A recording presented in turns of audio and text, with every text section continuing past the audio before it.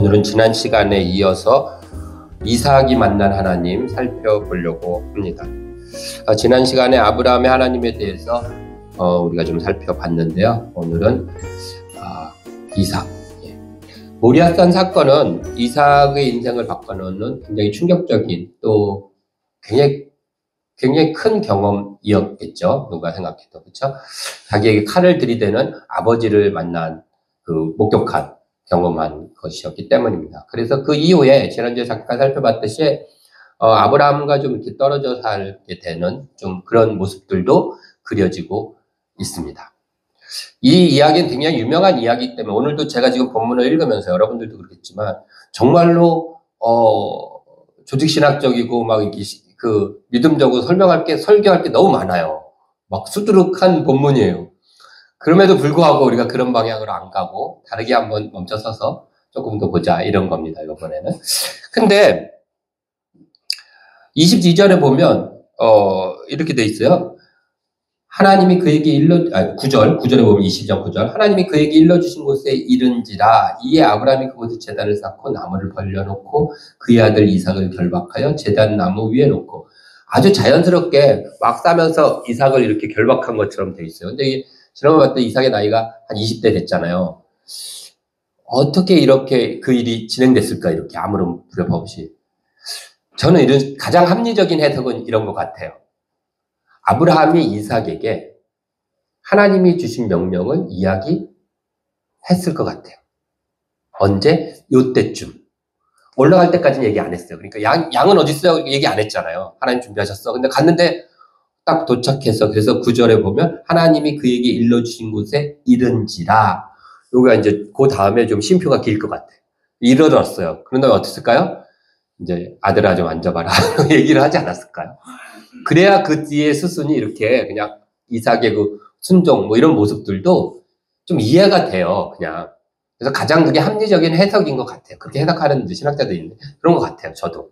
그래서 얘기를 했어요. 이삭으로서는 이해는 안 가지만 어쨌든 아버지가 진지하게 얘기를 하니까 이상하긴 하지만 뭐 신에 대한 이야기를 하고 있으니까 어쩔 수가 없었어요. 아버지에 대한 뭐 순종 뭐 이런 것들이 더 컸겠죠. 그래서 어쨌든 그래서 그런 일을 겪게 됩니다. 이삭의 인생이 더 큰 일이에요. 그런데 생각해 봤어요. 정말 이삭의 인생을 바꾼 충격적인 일이 과연 아버지의 그 행동이었을까? 아닌 것 같아요. 이 사건이 이삭의 또 다른 면에서 굉장히 충격적인 사건이에요. 그건 뭐냐면요. 이삭의 인생에서 처음으로 하나님을 만난 사건이에요. 하나님의 음성을 들은 거예요. 직접 이야기하시는 하나님을 본 거예요. 그분도 하나님을 직접 안 만나보셔갖고 표정들이 다 이러신데 저는 하나님 경험이 있거든요. 그래서 그 이삭의 입장에서 물론 묶여가지고 재물처럼 팔 벌리고 이렇게 묶여서 죽음 직전에 있었지만 아브라함하고 부르시는 하나님을 직접 경험을 하게 된 거죠.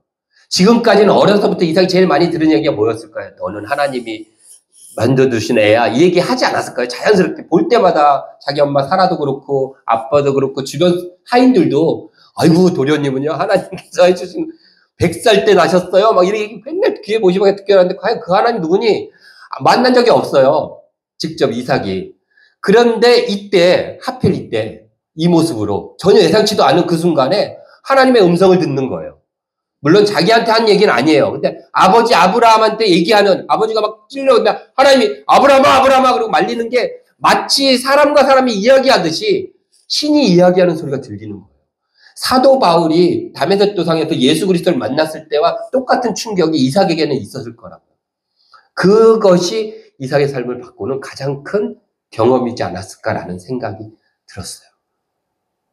그걸 통해서 아버지에 대한 이해도 물론 몸은 본능적인 그런 두려움이 있겠지만 이해도 커졌겠죠. 그런데 어쨌든 하나님을 만난 사건이에요. 그래서 이삭이. 무슨 생각을 했을까요? 그 순간. 2번이나 얘기했어요. 오늘 보면 하나님께서 2번째 그렇게 말리신 다음에 2번째 또 하나님께서 아브라함에게 이야기를 하십니다. 순양을 딱 제물로 바치고 났더니 그 다음에 아브라함이 14절 아브라함이 15절 여호와의 사자가 하늘로부터 2번째 아브라함을 불러 이때는 이삭도 이제 묶여있던 거 다 풀르고 제사 다 지내고 났어요. 그랬더니 두 번째로 또 얘기를 하시는 거예요. 그 생생하게 이삭이 듣는 거죠. 두 번이나. 생각을 했을까요? 본문을 준비하면서 제 생각이 났어요. 제가 몇 번 얘기를 했지만, 저 고등학교 때인데, 이제 되게 힘들 때, 고수부지, 한강 고수부지, 지금하고는 다른 모습의 고수부지였어요. 어쨌든 고수부지 앉아 있는데, 그때 옆에 세마포 옷을 입은 누군가가 앉아 있는 그걸 이제 느끼는 게 아니라 보였어요. 앞을 보고, 바람이 막 부는 날이었는데, 앞을 보고 앉아 있는데, 이렇게 분명히 바로 옆에 누가 앉아 있어요. 그 예수님 옷을 입고, 형체는 얼굴까지는 몰라요. 근데 분명히 옆에 앉아 있는데, 고개를 푹 숙이고 앉아 있는. 그래서 이렇게 정면을 보고 있으면 분명히 여기 보여요. 정면을 봐도 이쪽이 보이잖아요. 그렇죠? 느낌이 아니라 보이는 거예요. 그래갖고, 이렇게 돌리면 없어요. 빵 뚫려 있어요. 한강 고수부지니까. 다시 정면을 보면 계신 거예요. 그래서 그때 마음속에, 예수님이구나 이랬어요. 근데 그때 제 상황이 어땠냐면, 이 얘기는 처음 하는 것 같은데, 우리 김석근 권사님께서, 저희 어머님께서 사업을 하시다가 사기를 당하셨는데, 감옥에 가셨어요. 사기를 치신 게 아니라 사기를 당하셨는데, 당한 분이 감옥에 가셨어요. 예전에는 그래요. 처음에는 그때는 이해가 안 갔는데, 지금 생각해보니까, 그럴 수도 있을 것 같아요. 그러니까 젊은 나이에 돈을 많이 버셨어요. 어머니, 아버님이. 공장을 하셔서. 그리고 나서 이제 그걸 그만두고 다른 일을 하려고 그 돈으로 하시다가, 보니까 소문이 그 동네에서 돈 많은 집 소문이 나니까 이제 여기저기 달라붙은 거예요. 아마 그 결정적인 대우전자 대리점을 하면서 그때 제가 알기로도 여러 사람이 저희 집에서 숙식하면서 이렇게 있었던 아주머니들 몇 분 계셨거든요. 그래서 이분들이 이제 사기꾼들이었던 거예요. 그래서 이제 다 사기를 당했는데도 불구하고 이렇게 주범처럼 이렇게 돼서 가셨어요. 그래서 그때 당시에 어머님은 그렇게 되고 저희 집은 서울에 신림동에 한 3층짜리 이 단독주택이 다 우리 거였는데 밑에는 세주고 집달리 당해갖고 딱지 다 붙여져 있다가 다시 짐까지 다 집 앞으로 끄집어내지고 막 이런 상황인데 이제 그렇게 된 거예요. 근데 그 엄마를 제가 고등학교 때 면회를 하고 온 날이었어요. 가서. 그러니까 저도 좀 기억이 있는 날이지만 엄마한테도 굉장히 기억이었겠죠. 저는 그래 처음 갔거든요. 버스 타고 이렇게 가갖고, 면회를 하고, 그리고 온 날이에요. 그러니까 뭔가 좀, 아무튼, 머릿속이 복잡한 날이었어. 그래갖고, 한강고수부지에 앉아 있었는데, 이제, 그러신 거예요. 제가 그때 당시에 신앙심이 좋았고, 이러지도 않았어요. 사실, 저희 어머님이야 열심히 하셨지만, 저는 학생 때였기 때문에, 그렇게 하나님께서 진지하거나 이러지 않았어요. 열심히는 했어요. 그냥 애들 모이니까 재밌어서. 회장도 하고 이런 거 했는데, 그렇게 하나님 이러지는 않았던 것 같아요. 그때는. 그런데 나타나셨어요. 제가 되게 신기했어요. 저는 들었을 생각은. 처음 하나님을 제가 만났을 때, 예수님을 만났을 때, 그때의 생각은. 신기했어요. 그러면서, 이때? 예배 드리는 날도 아니고, 금요철야도 아니고, 그때 금요철야하면 밤새 했거든요. 금요철야도 아니고, 예배 드리는 때도 아니고, 내가 하나님 찾지도 않았는데, 이때? 이런 생각이 들었어요. 그리고 또 하나는, 참 쉽구나. 그냥 불쑥쑥 찾아오시는구나. 이런, 가깝다라는 생각이 들었습니다. 이삭도 그러지 않았을까라는 생각이 문득 들었어요. 당시의 종교는 신을 만나기 위해서는 굉장히 복잡해요. 우리 구약에 복잡하잖아요. 그렇죠? 지성소 들어가면 짐승을 잡고, 특별한 사람만, 제사장으로 선택된 사람만, 여러 가지 절차를 거쳐서 해야 이제 그 사람만 신과 대화를 나누는 거잖아요. 근데 이게 고대 사회는 더했거든요. 그래서 그 신과 대화를 나눈 사람은 왕보다 높은 지위에 있었잖아요. 그렇죠? 그것처럼 여러 가지 재물도 잡아야 되고 여러 가지 일을 해야 돼요. 그래서 신의 음성은 신탁을 조금 받는 거예요.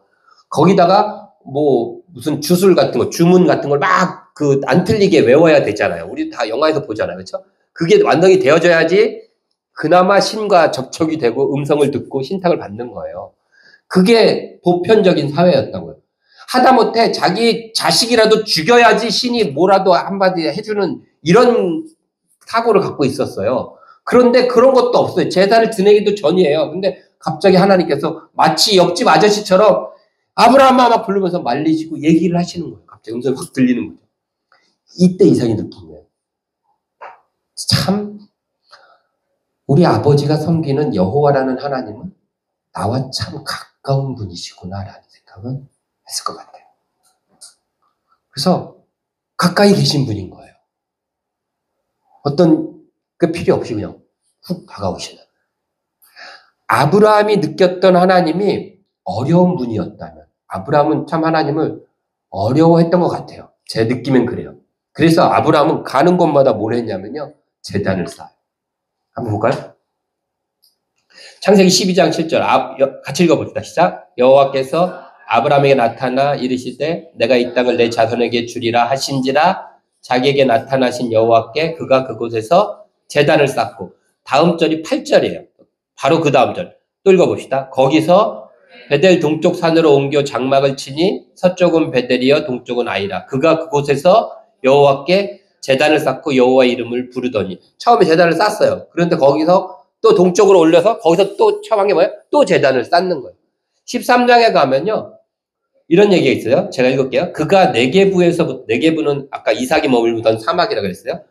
부터 길을 떠나 베델에 이르며 베델과 아이 사이 곧 전에 장막 쳤던 곳에 이르니 그가 처음으로 제단을 쌓은 곳이라 그가 거기서 여호와의 이름을 불렀더라. 이렇게 옮겨왔는데 돌아다니는데 장막 제가 제단 쌓던 곳이 보이는 거예요. 얼마나 많이 쌓아놨으면 이렇게 옮기는데 여기 전에 처음으로 제단 쌓던 곳이네. 이렇게 만나질 정도로 가는 곳마다 제단을 쌓았어요. 아브라함은. 왜요? 그에게 하나님은 제단을 쌓고 제물을 드리고 이렇게 받들어야 되는 분이었던 거예요. 아들이라도 줘라 그러면 이해 안 가도 바쳐야 되는 어려운 분인 거예요. 그게 아브라함의 하나님이었다면 이삭의 하나님은 가까운 분인 거예요. 그래서 이 이삭의 하나님과 아브라함이 조금 결이 다른 것 같아요.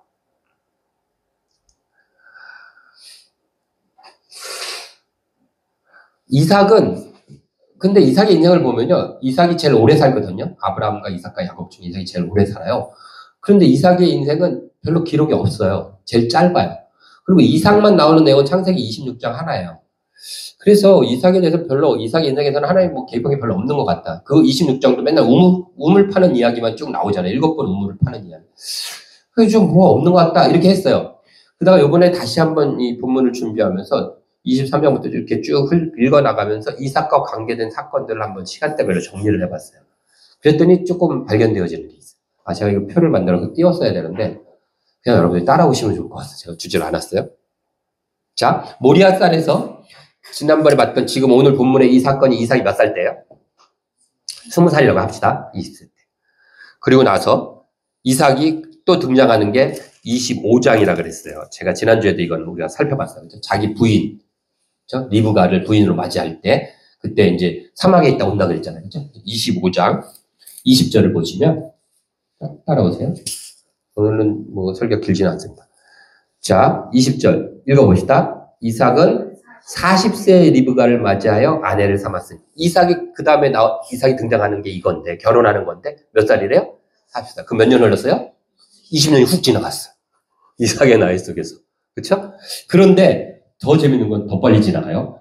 자, 20장 다시 처음부터 읽고 20절 다시. 이삭은 40세에 리브가를 맞이하여 아내를 삼았으니 리브가는 바담 아람의 아람 족속 중 부두엘의 딸이요 아람 족속 중 라반의 누이였더라. 21절 같이 읽습니다. 시작. 이삭이 그의 아내가 임신하지 못함으로 그를 위하여 여호와께 간구하며. 자, 20절과 21절 사이에 몇 년이 흘렀을까요? 문제. 20절과 21절 사이에 몇 년이 흘렀을까요? 힌트를 조금 던졌는데 여러분들. 네? 20년 빙고. 자. 내가 그랬잖아. 지금 물어봤잖아. 지금 몇 년이 흘렀어요? 20년 흘러서 40살을 했다 그랬잖아요. 자, 그거 어떻게 알 수 있죠? 애를 못 가니까 막 기도해갖고 애가 낳았어요. 낳는데 어떻게 해요? 26절. 후에 나온 아우의 손은 에서의 발꿈치를 잡았으므로 그 이름을 야곱이라 했으며 리브가 그들을 낳을 때 이삭이 몇 살이었대요? 60세였대요. 20년이 훅훅 지나가요. 그냥 몇 절 사이에. 그런데 여기서 주목한 게 있어요. 뭐냐면 자, 21절. 이삭이 그의 아내가 임신하지 못함으로 그를 위하여 뭐 했대요? 여호와께 간구했대요. 아브라함이 사라가 임신을 못함으로 그를 위하여 여호와께 간구하였다. 있어요, 없어요? 없어요. 아브라함은요, 하나님이 안 주시면 아예 그냥 내 종의 자식을 드게요. 이렇게 하지. 하나님 주세요. 안 해요. 왜요? 어려운 분이에요. 하나님이. 그렇게 못해요, 아브라함은.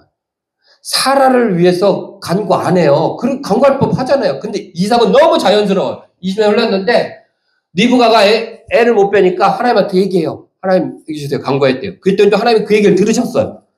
그래가지고 어떻게 해요? 그 아들, 그래갖고 이삭이 그의 아내가 임신하지 못함으로 그를 위하여 여호와께 간구하매 여호와께서 그의 간구를 들으셨어요. 그래서 임신하게 하셨어요. 그런데 또 재밌는 게 나와요. 근데 그 아이들이 쌍둥이인데 둘이 뱃속에서 막 싸워. 그러니까 이삭이 보다가 애들이 뱃속에서 막 싸우는데 어떡하지? 그리고 뭐 했을까요? 하나님한테 얘기해요. 거기 보세요. 22절. 그 아들들이 그의 태 속에서 서로 싸우는지라 그가 이르되, 여기서 그는 이삭이에요. 이럴 경우에는 내가 어찌할꼬 하고 가서 어떻게 했대요? 여호와께 묻자왔대요. 얼마나 가까워요. 그냥 애를 키우는데 애들이 뱃속에서 그 태아들이 싸우면 얼마나 싸웠겠어요. 막 코피 터지게 싸웠겠어요? 안 그러잖아요. 발로 치고 뭐 이렇게 불쑥불쑥 한 번배가 좀 나오고 힘들게 했겠지, 엄마를, 리브가를. 그런데 그렇게 힘들게 하니까 남편 입장에서 얼마나 안타까워요. 이게 20년 만에 60살에 얻은 애인데. 그러니까 막 이거 어떡하지? 그럼 어떻게 돼요? 하나님께 물어봐. 하나님 이거 어떻게 해요? 막 이렇게 하는 거예요. 하나님께 또 그 얘기를 들으시고 얘기해줘요. 이 속에 두 민족이 있는데, 그러면서 이리 설명을 막 해주시는 거예요. 얼마나 가까워요. 아브라함은 안 그러잖아요. 물론 아브라함도 하나님 앞에 기도한 적이 있어요. 소돔과 고모라성 뭐 의인을 구하겠습니다. 이건 굉장히 공적이고 막 이런 거에 하는 거잖아요. 그런데 이삭은요 달라요. 그냥 막 필요하면 막 구해요. 우리가 그런 사람들이 있어요. 기도를 하는데 나를 위한 필요를 못 구해요. 잘. 죄송해서. 하나님 나 이거 주세요. 나한테 뭘 해달라는 거를 잘 못한, 다른 사람을 위해서는 기도를 잘해. 하나님 저 사람 고쳐주세요. 하나님 저 사람 축복해. 막 기도 정말 잘하는데 나 뭐 주세요 할 때는 왠지 죄수 짓는 것 같고 막 이래서 못하는 사람들이 있어요. 아브라함 거예요. 근데 그게 뭐 좋다 나쁘다 얘기 아니에요. 있어요. 근데 저는 이삭과가 더 좋아요. 제가 이삭 되게 좋아한 거 아시죠? 그래서 세인의 태명이 뭐요? 이삭이었어요. 그대로 했으면 제 이름이 이삭이었어요. 그것까지 괜찮은데 부르면은 이렇게 이사가 이가 사가 이렇게 들리기도 하고 그랬는데 그렇게 불렀어요. 맨날 그 우리 유사모 배 손얹고 기도하면서 이사가 잘 자니, 남자인지 여자인지 모르니까 그냥 저 이삭이 좋아서 그랬었거든요. 근데 이런 가까움이 있는 것 같아요. 이삭을 보면서 느껴지는 거예요. 지금 이삭이 몇 살이라고요? 60살이에요. 60살에 아이를 낳았어요. 에서와 누구요? 야곱을 낳았어요. 자, 근데 이삭의 관계된 이야기 거기서 끝나지 않아요. 자, 25장 27절에 가면요. 25장 27절. 한번 읽어봅시다. 시작. 그 아이들이 장성하였대요. 몇 살일까요? 이때 일어난 사건은 뭐냐면 장자권 파축한 그릇에 팔고 막 하는 이런 사건이에요. 이것도 이삭의 집안의 이야기잖아요. 그렇죠? 되게 중요한 이야기잖아요. 성경 기록때. 근데 이 장성했대요. 장성했으면 몇 살일까요?